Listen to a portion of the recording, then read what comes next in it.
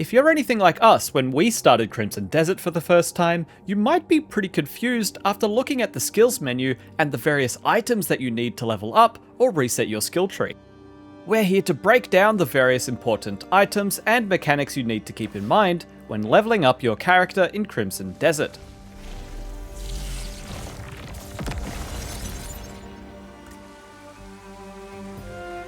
In the skills menu, you'll see the current number of Abyss artifacts, faded Abyss artifacts, and sealed Abyss artifacts that you currently have access to.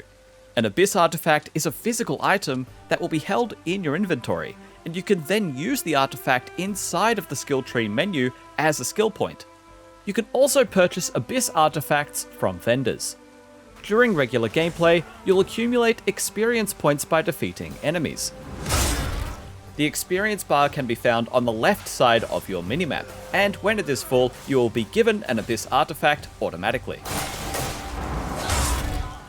Faded Abyss artifacts are the items you need in order to use the Reset All function, which refunds all spent Abyss artifacts and resets the skill tree, except for skills learned through observation, which we'll go over in a minute. You'll get one of these faded artifacts early on in a glowing chest inside Hernand Castle. Sealed Abyss artifacts are unique items that you can find on your adventure that offer you a unique challenge to overcome in order to unseal it. These usually look like combat challenges, such as defeating a number of enemies with a certain type of weapon within a certain time frame.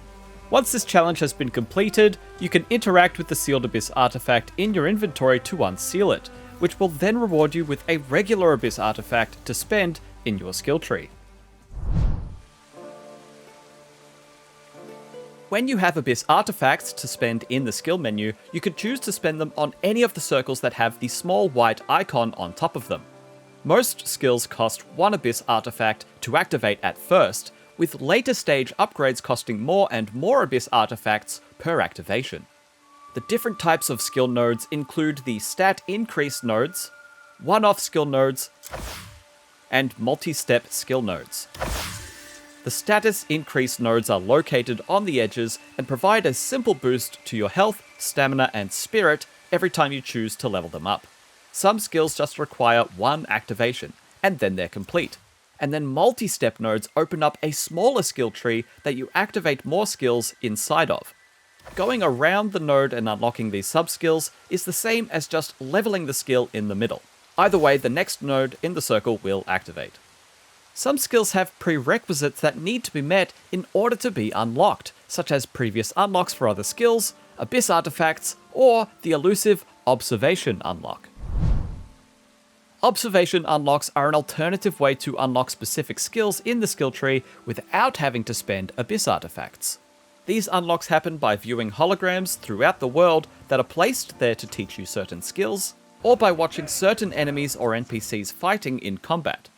Skills that are learned this way are learned permanently by Cliff, meaning that even if you now reset your skills with a faded artifact, you will keep your observation skills. Skills that you've unlocked through artifacts, though, can no longer be learned through observation, unless you reset the board.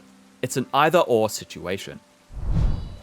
Now you know how to level up your character in Crimson Desert, but there's so much more to learn. Check back in with our wiki for help with choosing the best skills to unlock first, as well as tips for finding better equipment, dealing with boss fights, and much more. And for all other things gaming, stick with IGN.